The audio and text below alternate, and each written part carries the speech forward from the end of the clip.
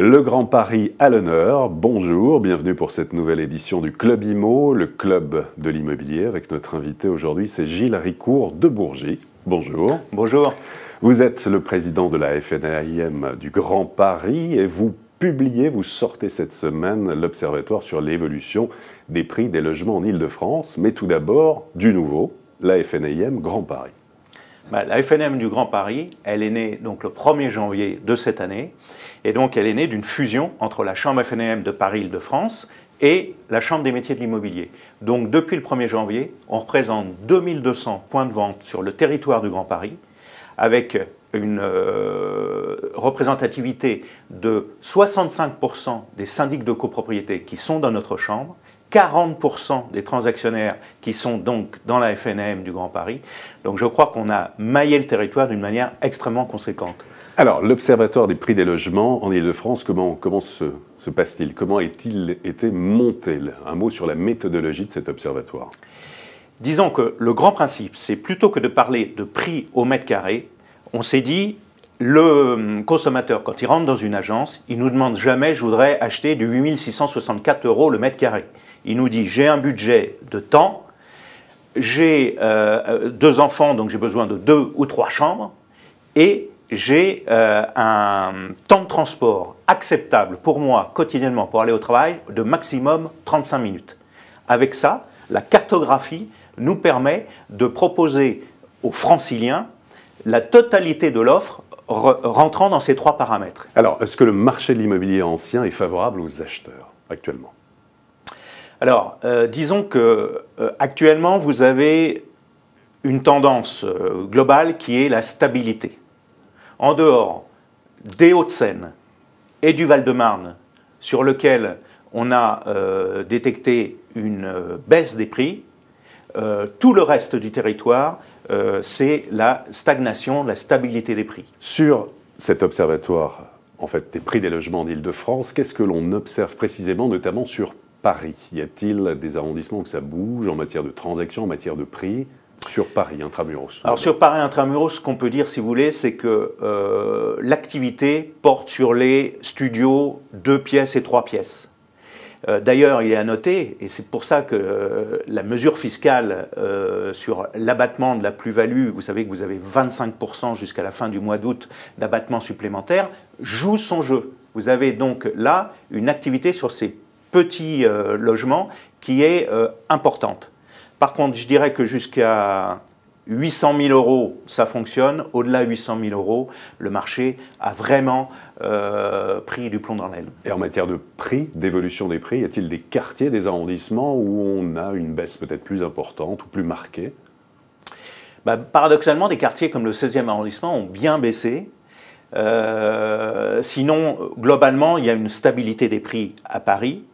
Ce qu'on peut dire par contre, c'est que vous avez aussi encore des opportunités réelles dans Paris intramuros. Quand vous savez que dans le 18e arrondissement ou dans le 19e arrondissement, vous allez de 6 500 à 7 300 € du mètre carré, je pense que pour quelqu'un qui veut rester à Paris et bénéficier du métro et de l'activité parisienne, il faut aller dans ces quartiers-là.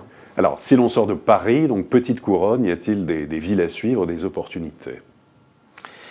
Bien, vous avez une stabilité, là aussi, quasiment générale en petite couronne et en grande couronne. Maison et appartement ou... Oui, maison et appartement, c'est quand même une grande stabilité, donc qui est liée à la pénurie de l'offre, donc ça contribue à tenir les prix. Ce qu'on voit, c'est cet enseignement-là de l'Institut Louis Harris, ce sondage qui est quand même très rassurant. 36% des gens sont prêts à quitter leur commune pour aller plus loin et profiter de prix plus bas et de logements plus grands. Donc là-dessus, il est clair que la mécanique du Grand Paris va faire bouger les lignes très rapidement. Parce que vous savez qu'il y a la première ligne de métro au sud de Paris qui va commencer ses travaux l'année prochaine. Et là, ça va enclencher certainement une dynamique. Et là aussi, des villes à suivre en particulier? Oui, toute la couronne sud, ça va être les premiers bénéficiaires, donc la petite couronne sud. Et puis, progressivement, derrière, ça se reportera sur la grande couronne. Donc, pas trop d'évolution, en tout cas en matière de prix pour la petite couronne. Grande couronne, c'est pareil? Prix, transaction? Grande couronne, pour l'instant, c'est stable. Stabilité, pas de ville en particulier à suivre? Non. Non. D'accord. Comment, selon vous, justement, va évoluer ce marché de l'immobilier? Va-t-il y avoir un impact avec l'encadrement des loyers, notamment? Oui, il y a un impact déjà qu'on peut mesurer sur l'encadrement des loyers, c'est la disparition quasi totale dans Paris des investisseurs.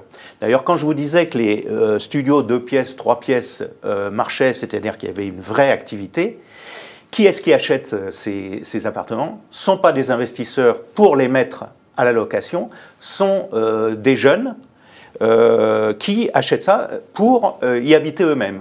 Donc, si vous voulez, le risque de l'encadrement des loyers, c'est qu'il y ait une disparition progressive de l'offre locative.